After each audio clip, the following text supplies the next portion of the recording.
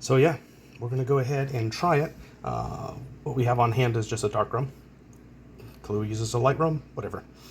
So according to Savage Kitchen, we're gonna use espresso, turbinado sugar, and rum, and it's gonna be a cup of this to half a cup of that, and then once that's been made into a syrup, then cooled down, then we'll add a cup of the dark rum, and apparently that will make our homemade coffee liqueur. So according to the recipe, we put the sugar in, and then the espresso, and then we're going to go ahead and we're going to turn this into a simple syrup. So we're going to light that up,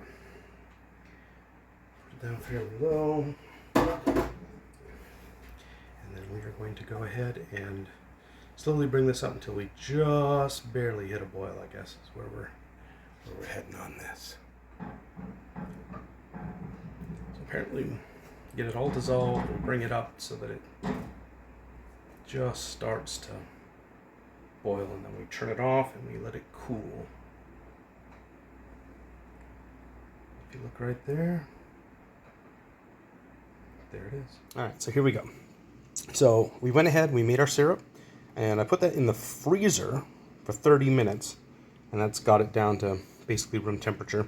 I've got 1 cup of our aged dark rum, and then the one thing I didn't have out earlier is vanilla. This is a good Mexican vanilla. Almost can't speak here.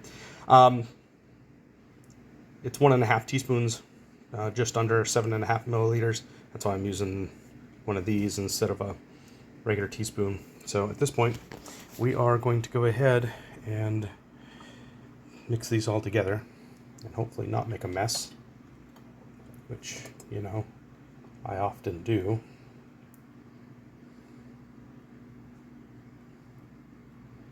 Probably should have skimmed off that kind of cream that we had on top.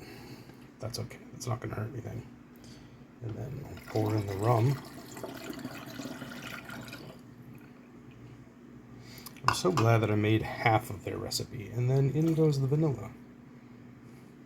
And they actually recommend using these kind of bottles, Savage Kitchen by being they, in case you're curious, specifically because you can lock that down and go ahead and give it a good shake.